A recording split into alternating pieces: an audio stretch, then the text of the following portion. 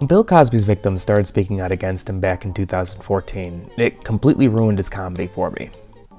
I don't think I'll ever be able to watch a clip from his act or The Cosby Show again without immediately thinking about sexual assault, and that in combination with Cosby's style, that squeaky clean, wholesome family stuff, gives me such a sense of vertigo through the sheer contrast. The thought that America's dad, that this guy who wouldn't use profanity and criticize sagging jeans, was also the guy with a pocket full of Quaaludes at the ready. I just can't reconcile those two things in my head. Pudding pops and date rape drugs just can't exist in the same universe for me. One dissolves the other. Every joke Bill Cosby ever made feels like a lie now. These days my problem is very simple. It's trying to find a place in my house where I can masturbate without somebody bothering me. And that's really difficult.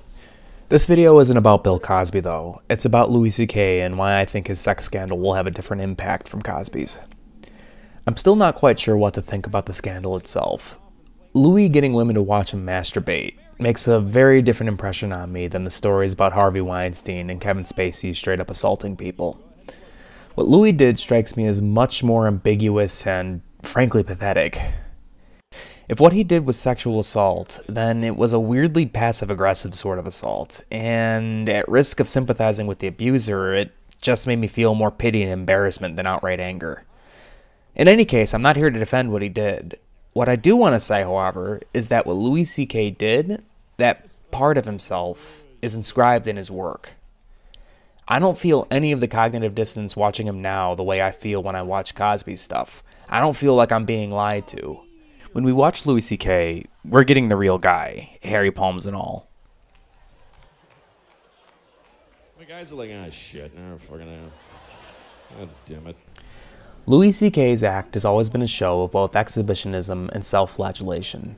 It's always been about getting an audience to laugh at what a pathetic sad sack he is. I think that whatever it is inside Louis that made him want to expose himself on stage is also what made him expose himself in front of those women. I mean, I wasn't there, but I can't imagine like it was some macho, aggressive thing. It just sounded like a sad joke from out of his act. Louis sitting there awkwardly handling himself, strategically positioned in front of the door to keep the women from just walking out. Putting himself in front of the door like that, trying to prevent someone from leaving without having to actually physically restrain them, stands out in particular to me. It's like he had to bluff, using his own image as a big, intimidating man because he knew there was nothing he was prepared to do if they actually tried to leave. That strange duality of not yourself being an aggressive person, and yet still passively enjoying the benefits of an intimidating image, is something that Louis has commented on before in his work. My favorite example comes from the show he self-funded and released last year, Horace and Pete. Horace and Pete is about a family-owned bar in Brooklyn, and I like to think of it as a sitcom turned inside out into a drama. It's a show that critically examines a lot of the social issues that power the laughs in a comedy like Cheers or All in the Family. I want to focus on Louis' role in the show as an actor.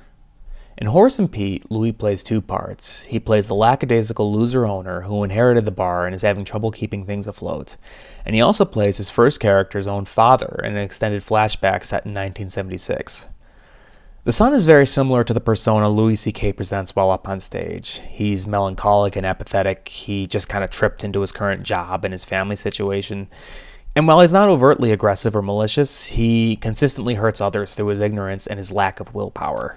Hi, honey, I keep going to voicemail when I call you, and then you keep texting me, and I really don't want to text with you. So can you please not text and pick up the phone, okay? Thank you. When Louis plays the father, however, he plays a much more old-school kind of abusive. As the father, Louis C.K. is just straight up terrifying, none of this passive-aggressive stuff. He has no qualms about using physical force to knock his family into line. I told you to cut your hair. What's kind of eerie is how well Louis was able to play both roles. He projected the image of that old-school abusive dad perfectly.